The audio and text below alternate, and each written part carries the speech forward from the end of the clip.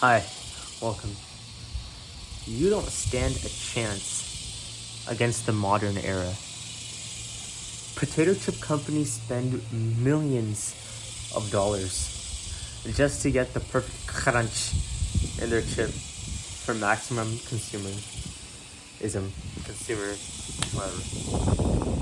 You know, I had a Panera bagel the other day. It was perfectly made with the perfect amount of sugar, carbs, and fat to make it the most addicting treat they could produce and sell to consumers. The Apple Vision Pro came out recently. It's the most enticing, exotic entertainment system.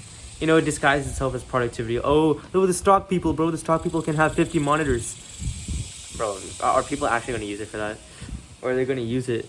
Or are they actually going to even use it to look at pictures? Like, they're going to use it to play, like, it's VR that's more accessible to the general public. It's more lightweight. It makes you more, like, feel like you're actually in that virtual reality space. It's more familiar because you can see your own home. And that's how porn works, isn't it? You don't stand a chance against these artists who draw the perfect anatomy and the perfect woman for you to be attracted to. You don't stand a chance. You don't stand a chance against those YouTubers who create the tastiest, the juiciest thumbnails. They hire people for this, just for the thumbnails, for them to make so that you click on their video mindlessly. You don't stand a chance against any product which it's us against like these tech nerds. You don't stand a chance of when your muscle memory opens up Instagram and it has this algorithm which feeds you the stuff that it knows that you like. And you don't stand a chance against when you see those guys who seem to have a better life than you. You don't stand a chance. All of these man-made creations, all of these GMO foods, these addictive things in our culture, you do stand a chance. In fact, you can defeat every single one. And it's not by, having this heroic moment where you throw away the Oreos. Because what I've realized about this world, especially with the new Apple Vision Pro thing, is that the technology is going to go up higher and higher. Obviously, the state of the world will decline, the health of the earth. There's some irreversible things that we can't change. But our mental capacity to even if we... So there's this, philosophical guy, Nozick's experience machine.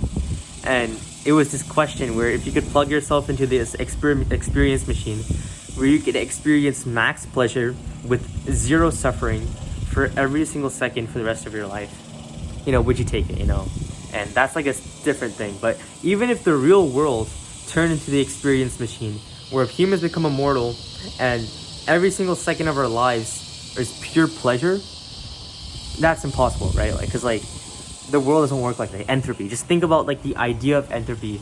Nah. That's not possible unless it was in a simulation.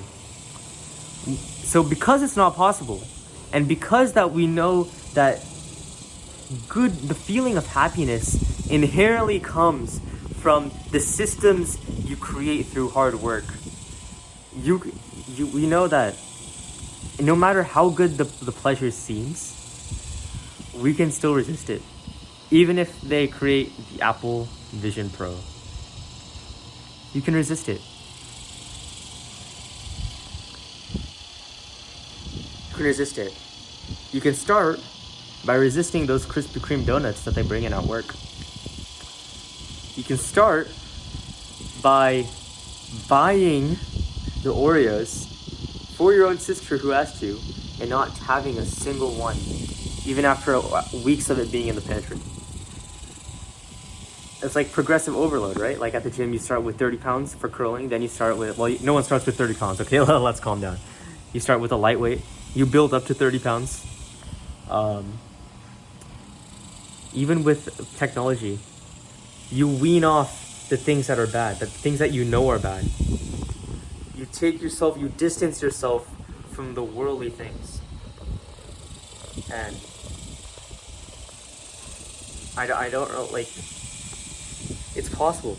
You know, the things of this world, we don't stand a chance unless we take it upon ourselves consciously to remove ourselves from that way of living.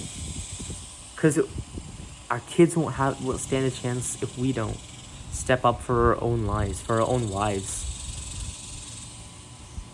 Women are led through a masculine direction, and we have to lead them. We have to lead them to these things that we know are wrong. Lead them away from the things we know are wrong. But you know what I mean. Because they won't stand a chance. And if you don't stand a chance, what kind of future can they have? Genuinely. Things like reading the Bible, spending time with the Lord every day. At first, it's hard.